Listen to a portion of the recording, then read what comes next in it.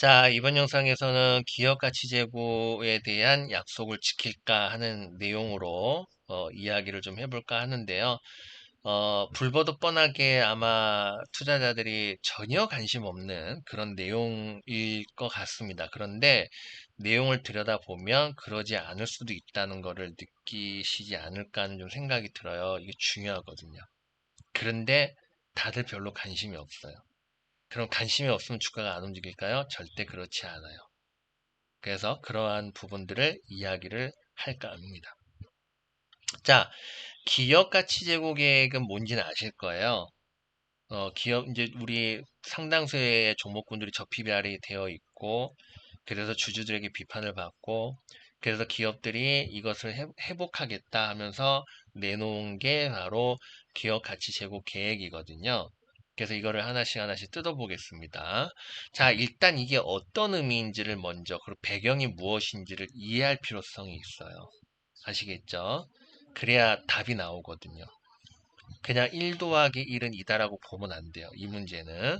그래서 그 이면을 들여다 봐야 합니다. 자, 우리 한국 증시 역사가 있어요. 반세기죠. 반세기 가까운 역사가 있는데요. 과거에는 기업들이 권위적이었어요. 주주들이 경영에 관심을 가지거나 개입한다? 그것은 천벌을 받을 짓이었어요. 주주는 그냥 기업에 투자하면 되는 거고 조용히 찌그러져 있어. 니네들은 우리가 돈 벌어서 배당 주면 배당이나 받아. 니들이 무슨 경영에 관심을 가져. 이런 식의 권위적인 사고방식을 갖고 있었어요. 독재정권 때부터. 그죠? 그래서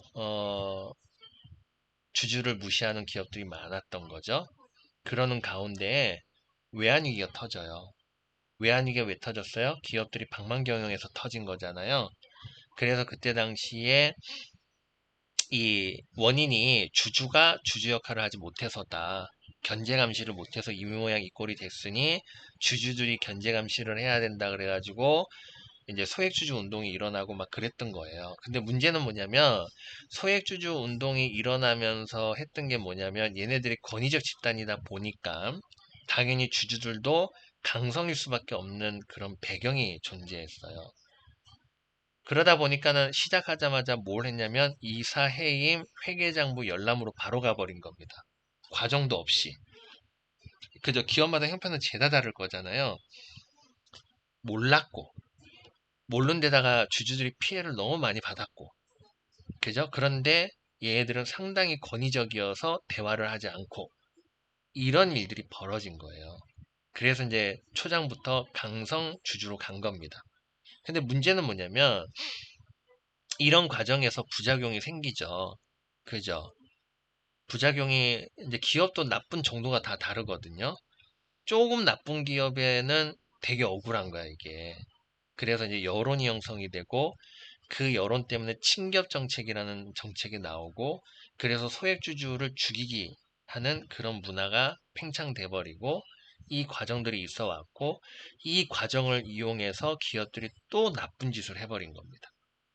이게 한국 증시의 역사예요. 그래서 또다시 주주의 목소리가 커지는 상황으로 간 거예요. 역사는 계속 되풀이 되잖아요. 이런 과정으로 온 거예요. 그러다 보니까 행동주의나 등등이 조용한 행동주의로 가고 과정을 밟으려고 하는 이유도 만약에 그때처럼 또 초장부터 강성으로 가면은 기업들은 무슨 생각할까? 쟤네들은 나쁜 놈, 약탈주의. 그래서 쟤네들을 혼내야 돼. 그래서 정치 로비를 하고 그래서 정치인들은 그걸 이용해서 친기업 정책을 또 때려버리는 이런 일이 생기면 한국 증시는 또 나쁜 길로 가게 돼요. 그죠? 근데 한국 증시는 장기적으로 기반을 닦아서 가야 되는 거거든. 그리고 그걸 유지를 해야 되는데 매번 이렇게 정치판 뒤집듯이 뒤집어 버리면은 어떻게 되겠어요? 그잖아요. 그래서 이제 그 과거 경험을 알기 때문에 이제 이렇게 가는데 급진주의적인 성향을 갖고 있는 사람들은 이제 이걸 마음에 안 들어 하겠죠. 그래서 우리 사회는 급진주의자들이 나라를 망치고 있다고 봐야 돼요. 나라만 망치게 집구석도 망치고 있죠. 공동주택도 마찬가지. 개념 없는 이런 급진주의자들이 그 상황에 맞는 진단이 반드시 존재하는데 그걸 다 건너뛰고 폭력으로 무조건 일관하려고 하는 태도. 그죠? 이게 지금 우리 사회를 좀먹고 있는 겁니다. 어쨌든 간에 그래서 이러한 권위적인 폭력성을 양측에서 보여줬던 거예요. 보여줬던 건데 그런데 이제 이 행동주의 애들이 물론 행동주의도 행동주의 나름일 수는 있지만은 전반적으로는 지금 과정을 밟아가고 있어요. 소통을 하고 있다고. 초반부터 밀어붙이지 않는다는 얘기예요. 그러면 어떻게 돼서 기업도 대화의 태도를 보여야 되잖아요. 안 보이고 니들이 어디서 감히 니들은 그냥 찌그러져 있어. 이런 식으로 가면 어떻게 돼서 강경하게 나올 거잖아요. 그죠? 물론 지금 일부에서 강경으로 가고 있어요. 왜냐면 그건 좀 이따 얘기할 거예요. 배째라는 애들이 있어요. 항상 배째라는 애들은 존재하죠. 걔네들 때문에 강성으로 가는 거고 구조 자체가 강성으로 가는 건 아니에요. 그래서 왜 여러분들은 이제 행동주의가 조용하게 가냐 탐탁치 않게 생각할 수 있고 밸류업을 왜 의무적으로 시행 안 하냐에 대해서 불만이 있을 수 있을 거예요. 만약에 밸류업을 의무적으로 했다 그러면 기업들은 폭력적으로 나왔을 거예요. 그죠? 그러면 한국 증시에 오히려 독이 돼요. 그리고 여러분들은 더 큰 대가를 치러야 돼요. 그죠? 그래서 무조건 강성으로 가는 게 처방은 아닙니다. 그 구조를 이해를 해야 된다고. 어쨌든 간에 그래서 행동주의가 공격적인 태도를 취하지 않고 대화로 가자. 과정을 밟은 거예요. 그럼 상대도 대화로 나와야 돼. 안 나오고 권위적으로 나오면 이제 바로 강성으로 가는 겁니다. 그래서 지금 현재 이 조용한 행동주의를 하고 있는 애인데 갑자기 소송을 때리고 고소를 치고 뭐 하고 이렇게 돌변했어요. 어떤 기업에는 그 기업은 뭐 한 거예요? 폭력을 휘두른 겁니다. 대화하자고 했는데 폭력으로 대응한 거예요. 그럼 어떻게 폭력으로 가는 거예요? 명분을 만들어 줬잖아요. 그죠? 이렇게 된 거라고 보시면 됩니다. 그러면 기업의 입장에서는 이런 거예요. 자, 기업들 중에는 행동주의가 붙은 애가 있고 안 붙은 애가 있을 겁니다. 그죠? 그러면 자, 우리가 이제 세부로 나눠요. 시키지 않아도 알아서 하는 기업, 남들이 하니까 하는 기업, 배째라는 기업. 여기는 이제 소송하고 고발하고 일로 가는 거예요. 그죠? 일로 가는 거고 여기에 대해서는 이렇게 있는데 얘는 시키지 않아도 알아서 할 거니까 한 거고요. 이제 얘는 이제 일부죠. 다수는 여기에 포함돼요.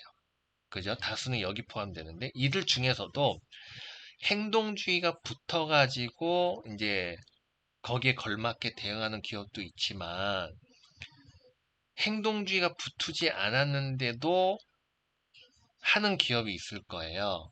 그죠? 이들은 왜 했을까요? 두 가지 이유가 있어요. 그냥 남들이 하니까 안 하면 나쁜 놈 될 것 같아서. 이게 첫 번째고.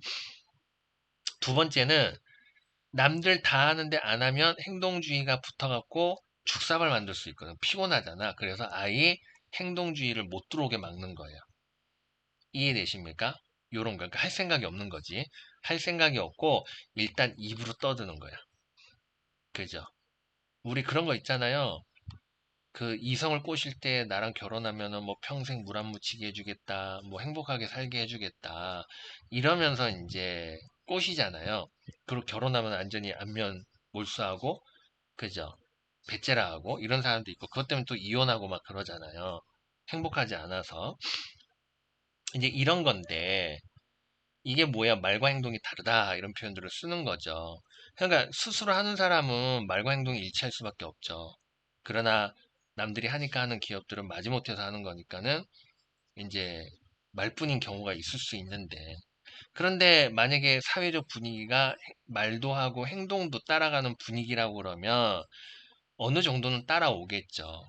그죠. 이제 요런 이제 개념을 이제 갖고 있는 건데 우리가 이게 시행한 지 지금 길면 8개월이고 그다음에 보통 5개월 단계에 들어왔어요. 들어왔는데 약속이라는 게 무슨 뭐 하루아침에 지킬 수 있는 약속은 아닌 거잖아요. 뭐 신사업 같은 경우는 또 시간이 많이 걸리고 이제 이런 과정들이 있게 되는 건데. 그래서 이제 기업들의 이제 그 약속을 좀 요약을 하자면 이런 약속들이 있죠.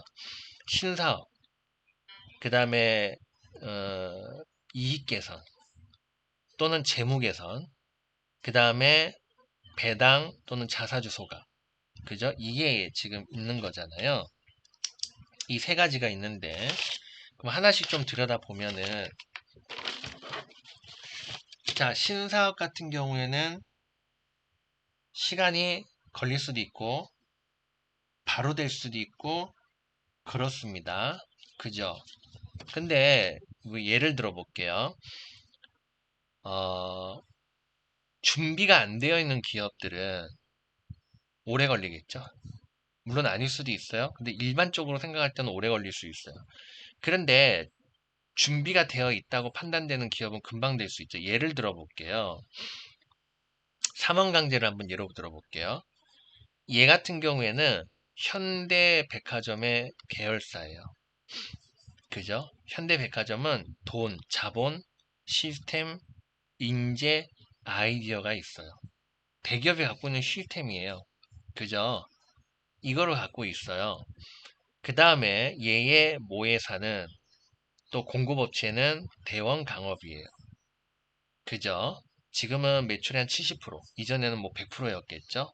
이런 건데, 이 대형강업은 지금 현재 매출액이 사상 최고치를 갱신하는 우상향 구조입니다.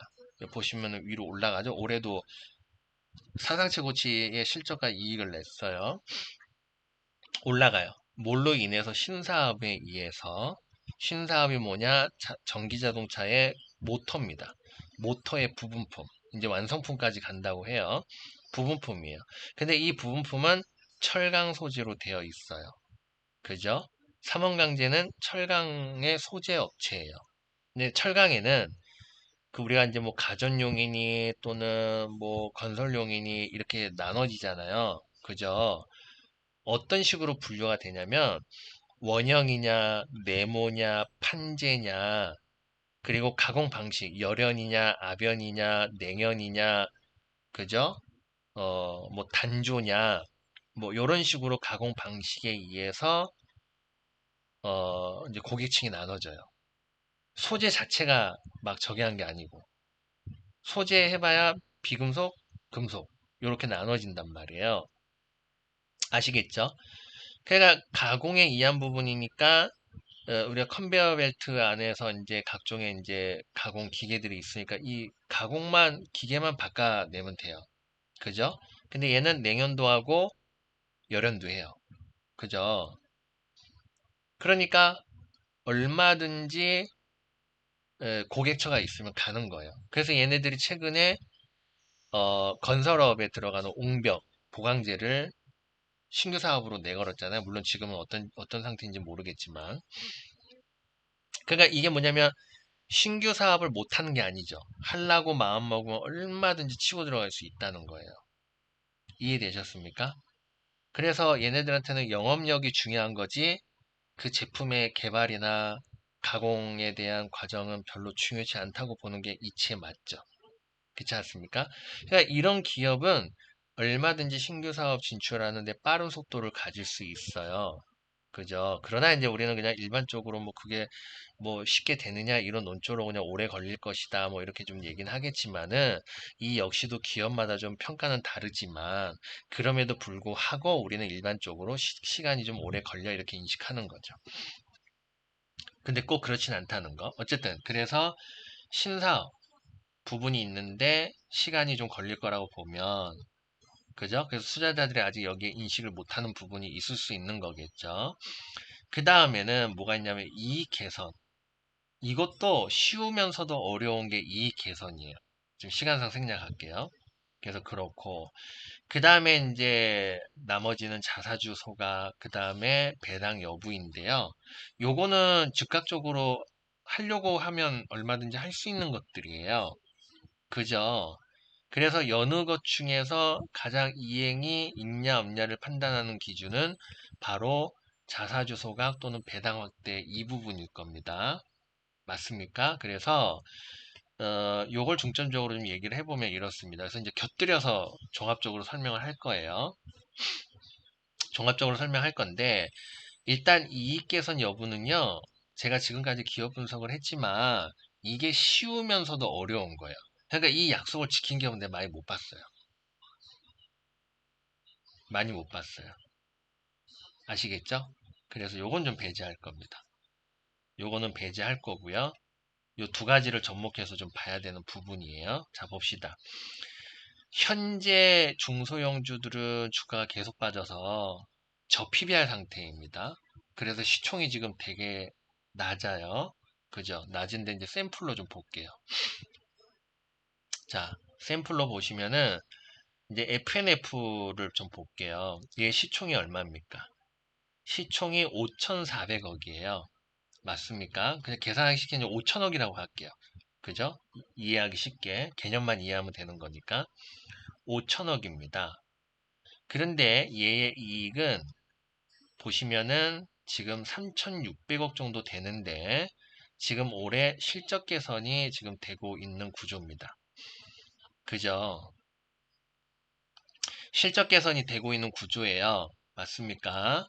그래서 만약에 예를 들어 갖고 올해 4천억의 이익을 낸다고 가정해 봅시다. 그리고 얘는 꾸준히 4천억대의 실적을 냈잖아요. 그리고 얘네들의 신규 사업 추진이에요, 지금. 아시겠죠? 그래서 기존 사업의 이익 개선이 일어나고 있고, 그 다음에 신규 사업이 일어나고 있고, 기존 사업의 사업 확장이 일어나고 있어요. 있는 건데, 그래서 이제 앞으로 평균적으로 4천억을 좀 넘어설 수 있는 건데, 그럼 5천억 시총에 4천억이라고 보고 그냥 계산하기 쉽게 5천억이라고 가정했을 때 또는 어떤 기업은 2,500억이 될 수도 있고 여긴 100%잖아요. 50%될 수도 있고 20%될 수도 있을 거예요. 그건 이제 저마다 계산을 해주면 돼요.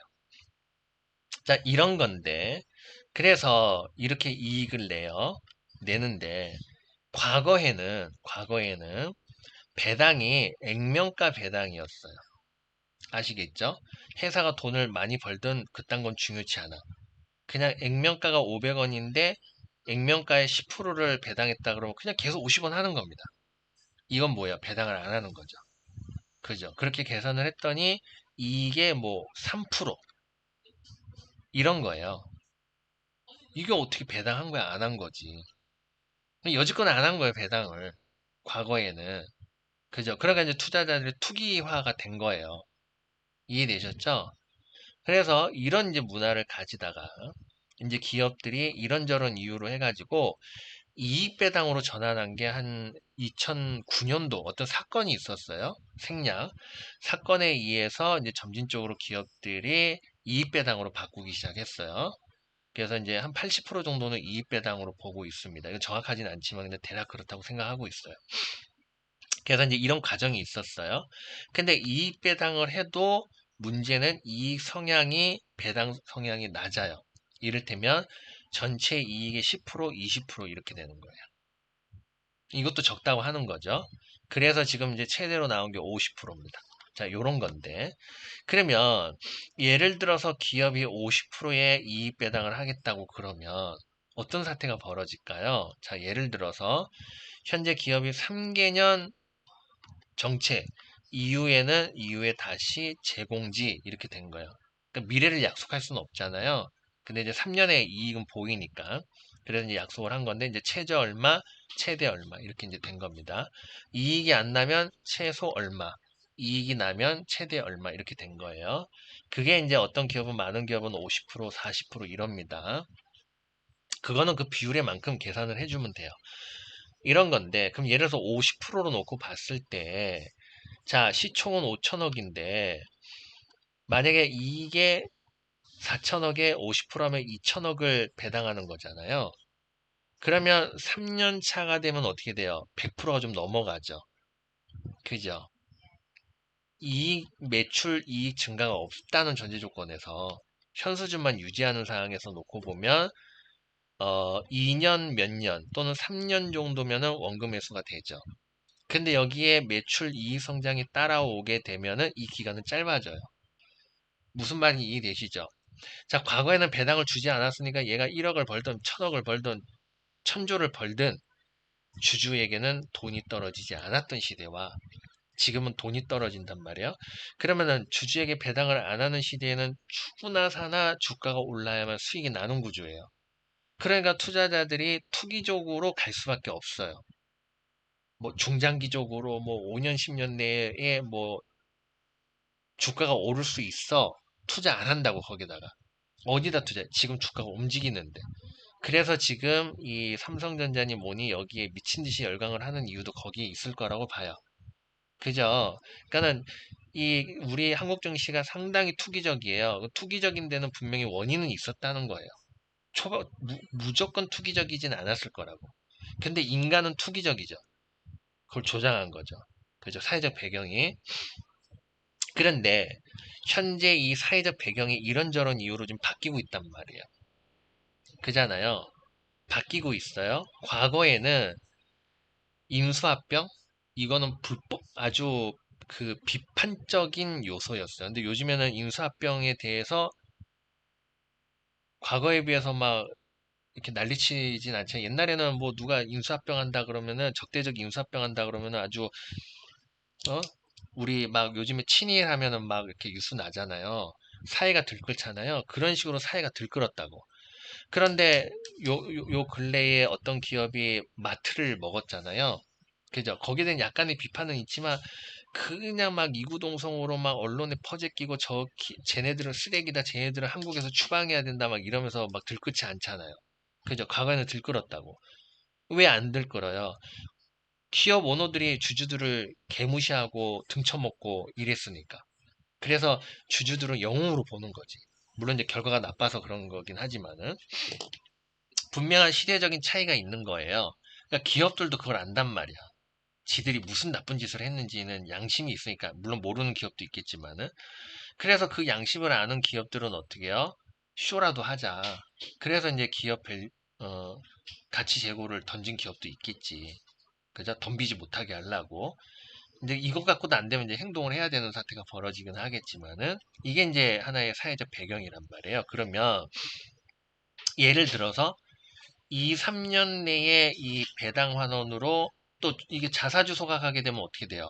자사주 소각한 만큼은 이제 배당을 안 해요. 그럼 이 배당은 예를 들어서 10주일 때 500원의 배당을 총액을 했을 때와 이 소각해갖고 한 주가 되면은 10명이 500원을 나눠 가져야 되지만은 자사주 소각하면 한 명이 이걸 가져가게 되는 거예요.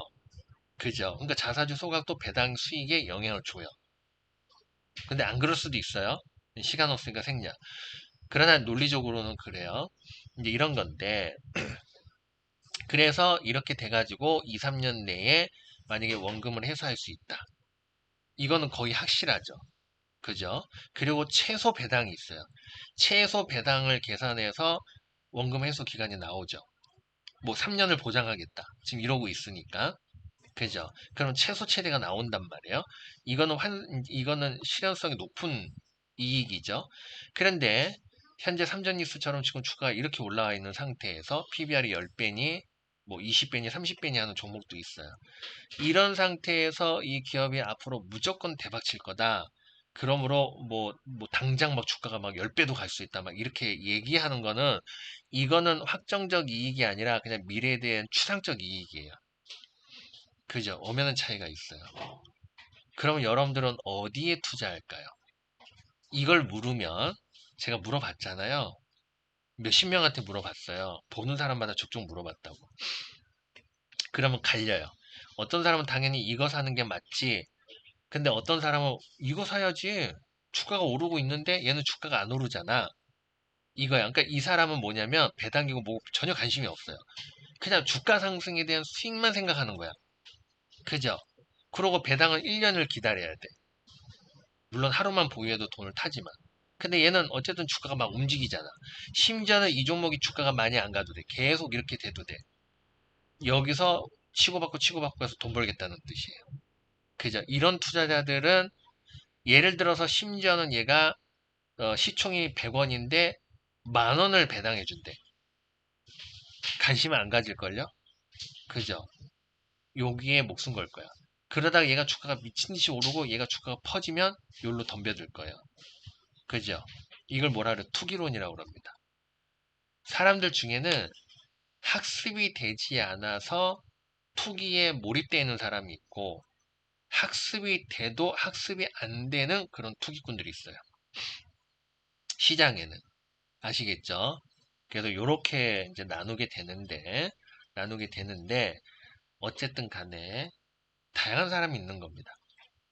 요런 개념을 갖고 있는 것이기 때문에 이 부분들이 중요해요. 아시겠죠? 자, 요게 하나가 있는 거고, 그 다음에 이제 한국 증시의 또 역사를 보면요. 외환위기 때에 이제 기업들이 이제 다 망하고, 이제 신규 기업들이 나오면서 이때 성장을 해요. 그리고 성장 산업이 있었어요. 있었는데, 2009년도, 8년도 미국 서브프라임, 유로존 사태, 브렉시트 사건, 사드 사건, 그 다음에 트럼프의 관세 정책에 이르기까지, 요 단계까지는 경쟁 관계지 성장축이 있지를 않았어요. 우리가 골목상권 침해라는 얘기들을 많이 들어보셨을 거예요. 이 기간에. 대기업이 골목상권에 들어왔다고. 왜? 성장산업이 없으니까. 그죠? 그래서 남의 거 뺏어먹는. 그런 이제 중국이 또 치고 들어와서 성장 없는 경쟁주의만 있었던 단계였습니다. 그래서 기업들이 신규 사업을 추진하지 않았어요. 그러니까 성장이 없죠. 그죠?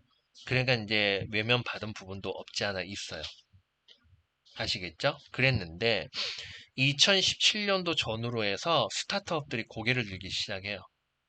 그게 이제 빅테크, 그 다음에 AI, 그죠? 자율주행, 요런 것들이 이제 있으면서 이제 그 스타트업들이 나오고 기업들이 이제 투자에 나서고 있는 거고, 그래서 현재 신규 사업 추진하는 기업들이 많아요. 많이 생기고 있고 앞으로도 늘어날 겁니다. 또 인수합병하는 기업들도 있고 그래요. 이제 이 과정이 있는 건데 이제 요때의 사고방식에 가득 차 있는 사람들은 이 변화를 전혀 읽지 못할 거예요. 그래서 실질적으로 현재 자꾸 그런 얘기를 해요. 요때를 얘기해요. 성장이 없어. 성장이 없어. 성장이 있는 회사는 오로지 삼전익수야. 이 얘기만 하고 다니는 사람들이 있어요. 실질적으로. 적지 않아요. 그래서 이걸 안 본다는 얘기입니다. 그런데 사람들 중에는 과정을 보는 사람들이 있어요. 그 사람들 옮겨간다고. 그러다 이제 점점 커지죠? 그럼 얘가 주가가 오르고 얘네들 주가 안 가잖아요? 그 이제 그때 가서 여기서 인식한다고. 그리고 덤벼들 거예요. 왜? 이미 삼성전자는 여기서 외국인들이 점유했죠. 그리고 개인들이 여기서 달라붙었다고. 이것도 습관이에요. 습관이고 성향이에요. 이러한 습관과 성향을 보인 사람은 똑같은 일을 할 가능성이 매우 높아요. 그래서 우리가 사람 분석할 때 그런 것들을 본단 말이에요. 그 사람이 갖고 있는 지적 수준, 행동의 태도, 그죠? 이런 것들을 종합적으로 보고, 그래서 그 사람이 어떻게 이제 행동을 할지를 우리가 알게 되는 거죠. 이런 겁니다. 그래서 이런 과정은 벌어질 가능성이 있죠. 그래서 현재 이런 식으로 지금 가고 있는 지금 상황에 있습니다.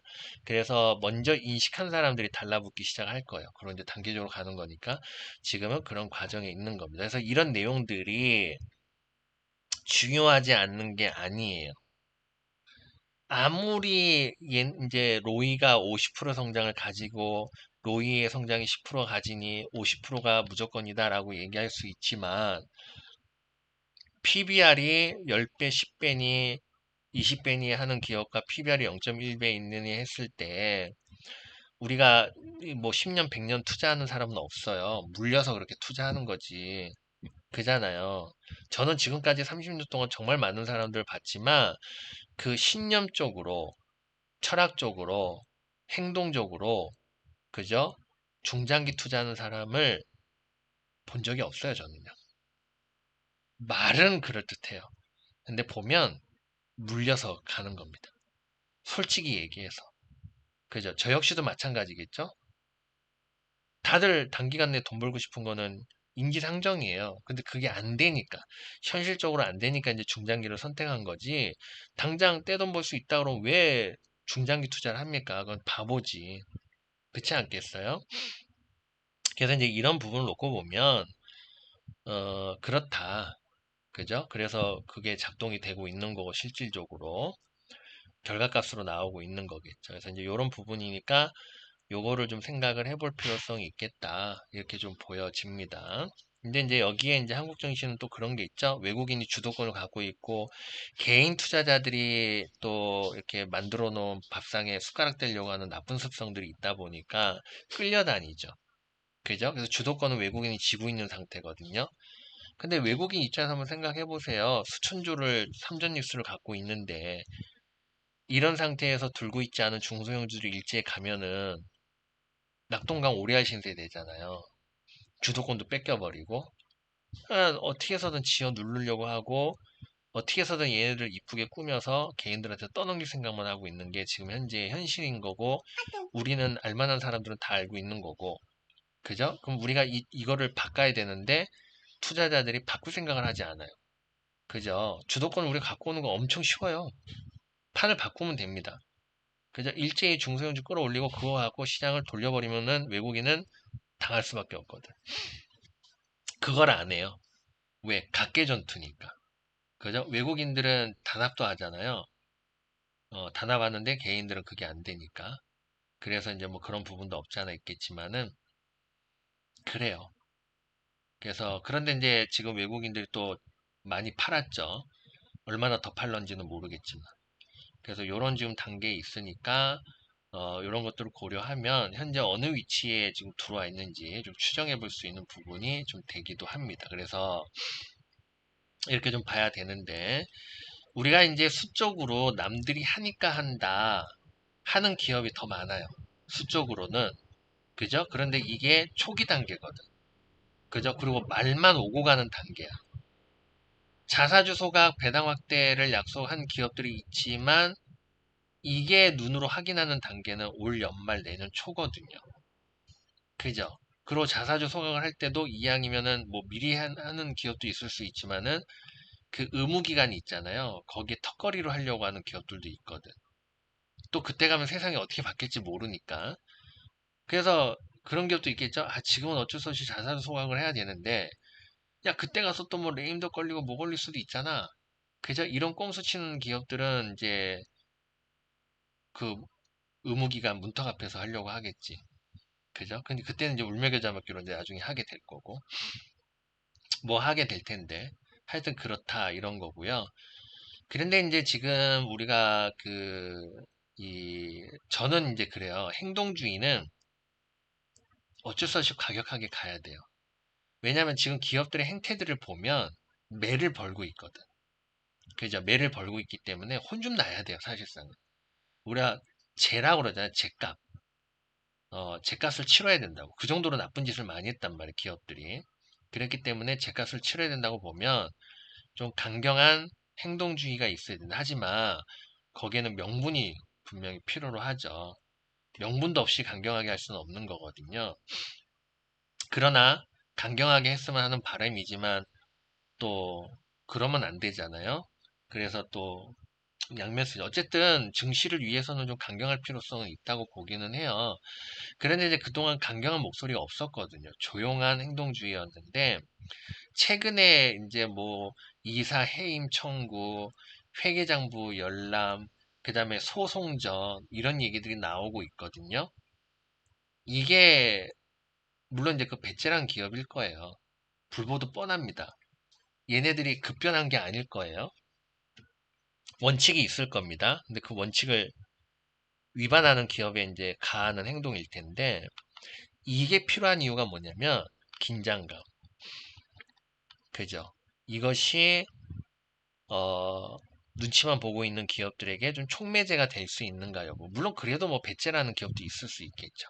그죠? 이제 이런 부분인데 현재 이런 목소리들이 나오고 있고 그래서 저는 이걸 기반으로 기업들의 행동의 속도, 그다음에 합리성 이런 여부들을 지금 이제 보고 있는 상황이에요. 그래서 이제 이런 변화가 있는지 이런 것들 그래서 이런 것들을 좀 봐야 되지 않겠냐 하는 좀 생각입니다. 그래서 주가 상승은 우리가 효율적이냐 비효율적이냐 문제예요. 그래서 지금 반영받느냐 나중에 한꺼번에 반영받느냐인데 지금 반영받으면 완만히 이렇게 오를 거지만 만약에 몰아서 반영받게 되면 이렇게 됩니다. 이렇게 돼버리죠. 짧은 시간 내에 우르르 폭등해버리는 사태가 벌어지게 돼요.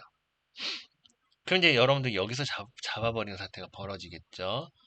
그래서 이제 지금부터 관심을 가지고, 왜냐면 지금도 저가에 있는 기업이 수두룩하니까. 그래서 지금부터 보고 이제 배당이 얼마 남지 않았거든요. 그래서 이제 이런 것들을 좀 이제 종합적으로 봐가면서 이렇게 좀 돼야 되지 않을까 하는 좀 생각이에요. 지금 현재 극히 일부 종목군들이 요렇게 지금 상당수 종목군들이 120선에서 좀 투기적으로 누르고 있거든요.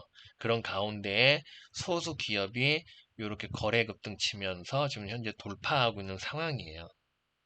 이렇게 되면은 이제 패턴 추종형 매매가 작동이 되고 그냥 순환매가 걸려버려요.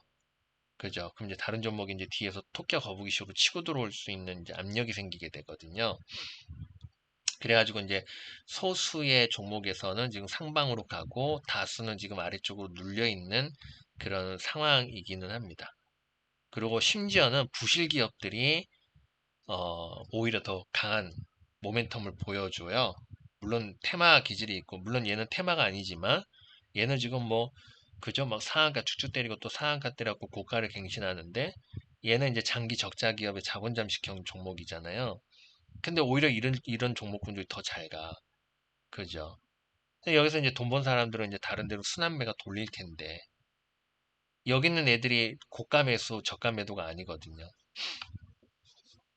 그래서 이제 이런 것들을 감안하면은, 이제 상승 압력이 생길 수 있는 이제 그 환경도 지금 밑바닥에 좀 있는 그런 지금 상황이기는 합니다.